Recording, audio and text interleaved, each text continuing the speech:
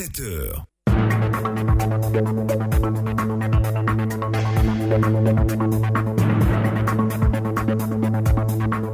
Bonjour, agréable journée et bienvenue à vous tous qui nous rejoignez sur Radio Côte d'Ivoire. Tout de suite, le 7h, le journal, il est présenté par Denise Lafafette qui énonce justement les titres. 9e traité d'amitié et de coopération entre la Côte d'Ivoire et le Burkina Faso. Réunis en travaux, les experts ont fait des recommandations. Recommandations à suivre dans cette édition. Les producteurs de café cacao reconnaissant du soutien du gouvernement ivoirien à hauteur de 17 milliards de francs CFA. Un soutien pour les soulager un tant soit peu des conséquences liées à la Covid-19. Et puis dans l'actualité internationale, en France, le Parlement adopte définitivement le projet de loi étendant le pass sanitaire. Bonjour Denise. Bonjour Didier Fandin, bonjour à tous. 9e conférence de traité d'amitié et de coopération entre la Côte d'Ivoire et le Burkina Faso. Aujourd'hui s'ouvre la réunion conjointe des ministres des Affaires étrangères. Oui, mais notons d'abord que samedi et dimanche se sont tenus les travaux en commission menés par les experts conjoints du TAC. Nous vous proposons justement un extrait des recommandations, notamment sur la lutte contre le terrorisme et la prochaine réouverture de la frontière terrestre entre la Côte d'Ivoire et le Burkina Faso. Recommandations lues par le porte-parole des experts. Les partis se sont préoccupés de la persistance des attaques terroristes dans les deux pays et les ont vigoureusement condamnées. Elles se sont engagées à mutualiser leurs efforts sous la très haute autorité de leurs excellences, M. Alassane Ouattara et Roch-Marc Christian Kaboré, en vue d'éradiquer ce fléau. Les partis se sont félicités de la mutualisation des efforts en vue de permettre la circulation des personnes entre les deux pays pour des raisons humanitaires en cette période de crise sanitaire liée à la pandémie de Covid-19 pendant les périodes de fermeture des frontières. Cependant, des passages massifs des populations à la frontière ivoiro-burkinabé ont été constatés du fait de la dynamique d'échange des liens séculaires, culturels, fraternels et économiques. Les parties ont donc convenu de la nécessité de la réouverture des frontières terrestres afin de faciliter la libre circulation des personnes et des biens dans le strict respect des mesures sanitaires et sécuritaires. Au terme de la restitution des travaux en commission, suivons la réaction de quelques experts qui saluent les bonnes relations entre les deux pays. Zongo Mwendamarede Emmanuel, gouverneur de la région du Sud-Ouest. Nous, en tant qu'autorité administrative, au niveau de nos frontières, nous entretenons véritablement des activités en permanence avec nos voisins. Au niveau de la région de Bonkani, le Burkina et la Côte d'Ivoire entretient des liens séculaires, culturels, fraternels, d'amitié. Ces genres de rencontres sont de nature à pouvoir mettre tous les petits plats dans les grands pour que nous puissions avoir une cohabitation pacifique au niveau de nos frontières. Je suis conseiller technique à la Sonabel. Nous saluons cet esprit qui a prévalu dans la mise en place de ce traité et nous espérons qu'au sortir de cette rencontre, les actions qui seront mises en œuvre puissent vraiment être bénéfiques pour nos deux pays. L'ambassadeur Mamadou Ilboudo, directeur général des Burkinabé à l'extérieur. L'État nous permet de passer en revue ce qui peut renforcer notre fraternité, notre amitié. Le monde, c'est un monde de grands ensembles. Il faut que nous mettions l'accent sur nos atouts pour pouvoir avoir notre place dans le monde. On parle à présent de promotion de l'excellence à l'école. Honorer et accompagner les meilleures jeunes filles élèves des séries scientifiques à travers un camp d'excellence. C'est l'objectif visé par la Fondation Pathfinder pour l'éducation et le développement. Ce camp d'excellence se tiendra dès aujourd'hui et ce jusqu'au 7 août prochain au lycée d'excellence Alassane Ouattara de Grand Bassam.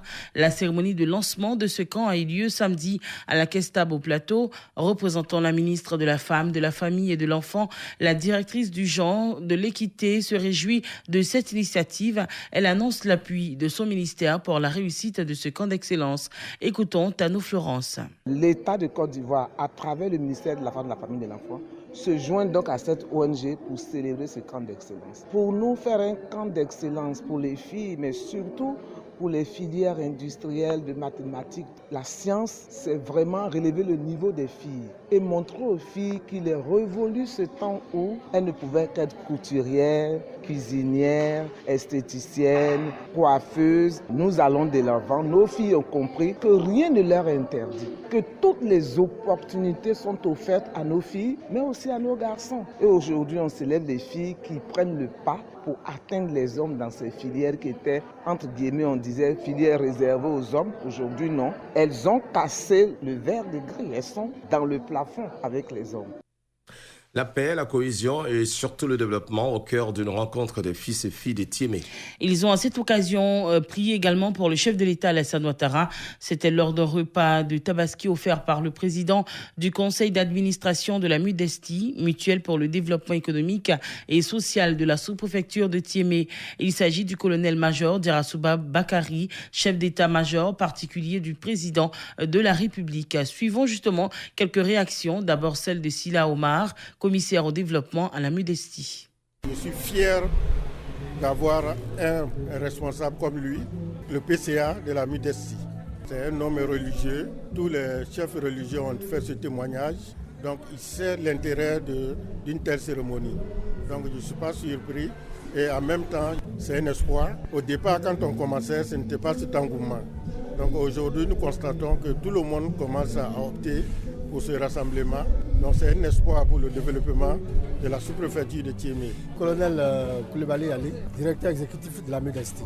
Quand je vois tous mes frères, toutes mes soeurs réunies chez le colonel-major, c'est pour traduire en quelque sorte la vision du chef de l'État, la vision d'être ensemble pour un développement harmonieux de notre commune.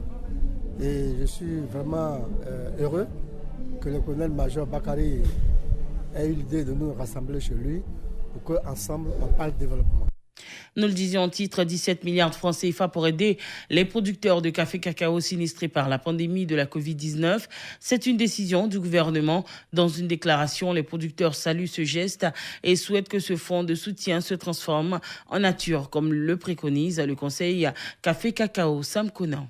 Les producteurs de café cacao ont été durement impactés par la pandémie à coronavirus.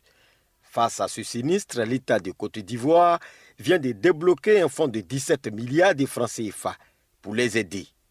La plateforme nationale des organisations de producteurs de café cacao, présidée par Kwame Bernard de la Coupaga, tout en remerciant le chef de l'État pour ce geste en faveur des producteurs, demande que ce fonds de soutien serve à un appui en nature aux producteurs. Un extrait de la déclaration lu par le porte-parole, Wadio Kofi Bele. Les producteurs réunis ce jour au sein de la plateforme nationale des producteurs café-cacao, élargie à ces coopératives de base, soutiennent la décision du Conseil du café-cacao de procéder à un appui en nature car partager 17 milliards de francs CFA en espèces à plus d'1 million de producteurs que nous sommes serait non seulement techniquement impossible, mais en plus le gain de chacun serait alors très insignifiant, voire ridicule. La plateforme qui regroupe 10 organisations professionnelles agricoles invite l'ensemble des producteurs à faire confiance au Conseil Café Cacao pour la défense de leurs intérêts. Samkouna San Pedro, Radio Côte d'Ivoire. L'actualité internationale en 2 escales en France, mais d'abord au Mali. L'homme accusé d'avoir tenté d'assassiner le colonel Assimi Goïta, le président de la transition à la grande mosquée de Bamako, est mort hier dimanche en garde à vue. C'est ce qu'a annoncé le gouvernement malien dans un communiqué. Le communiqué officiel ne précise pas les causes de sa mort, mais affirme qu'une autopsie a été immédiatement ordonnée pour déterminer les causes de son décès. Pour le gouvernement malien, cette mort ne fait pas obstacle à la poursuite de l'enquête, surtout que les premiers indices collectés indiquent qu'il ne s'agissait pas d'un acte isolé. Et puis, par un ultime vote de l'Assemblée, le Parlement français a adopté définitivement hier soir le projet de loi qui prévoit l'obligation vaccinale pour les soignants et l'extension controversée du pass sanitaire. L'Assemblée nationale a mis fin ainsi au marathon parlementaire entamé mardi par un large vote. C'est la fin de ce journal. Voici l'essentiel.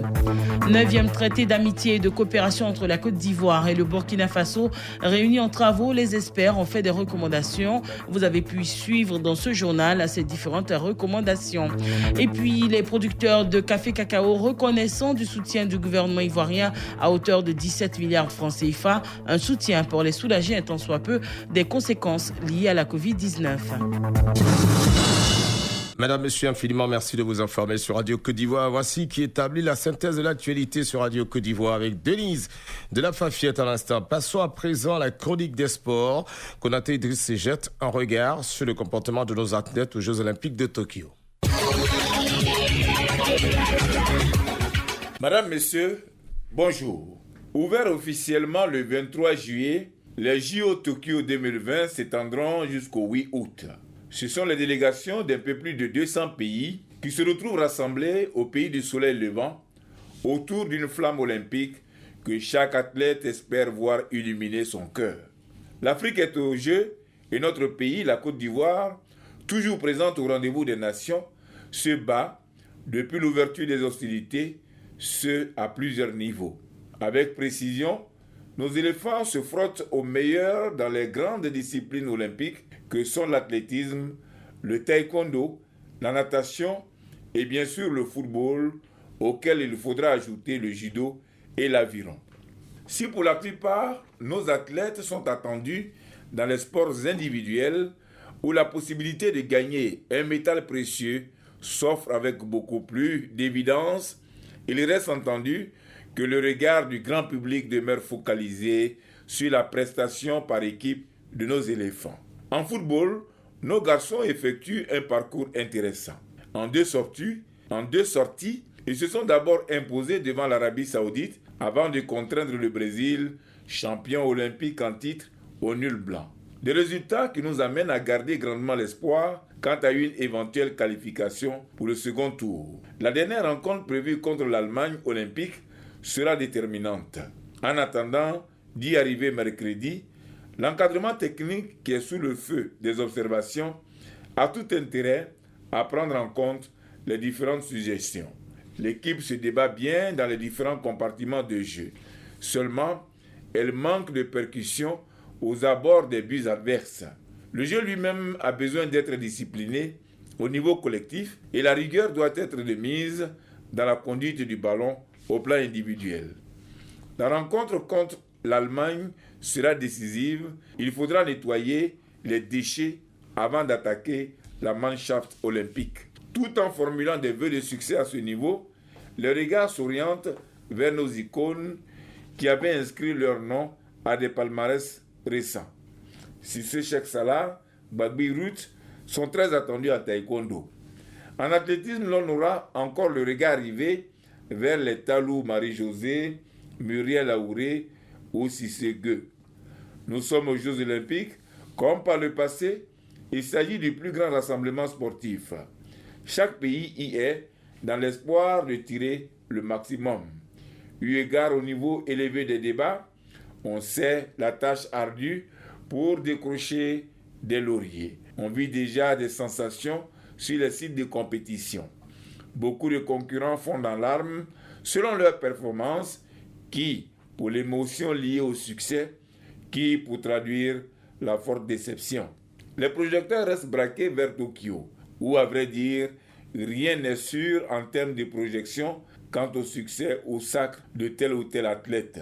Seule certitude, les prières. Toujours les prières que chaque nation forme à l'endroit de ses représentants. La Côte d'Ivoire attend de dépasser la barre des 3 médailles olympiques gravées à son compteur dans l'histoire des Jeux olympiques à ce jour. Alors que nos vœux de succès accompagnent les éléphants, juste un avis, Konaté Idriss, à lundi prochain, même heure. La chronique du jour. Merci à vous, Konaté Idriss, en attendant de vous retrouver la semaine prochaine. Rappelons aux sportifs de Radio Côte d'Ivoire que dans 15 minutes, il y aura du sport en grand format. D'ailleurs, voici le sujet du débat des sportifs de ce matin. Vainqueurs tous les deux lors de la première journée de la poule D du tournoi masculin de football. La Côte d'Ivoire et le Brésil ont fait match nul au stade Yokohama pour la deuxième journée. Qu'avez-vous pensé de la prestation des éléphants olympiques face à leur homologue brésilien? Tout de suite en direct, vous serez avec Ange Assoukroua. Tout de suite.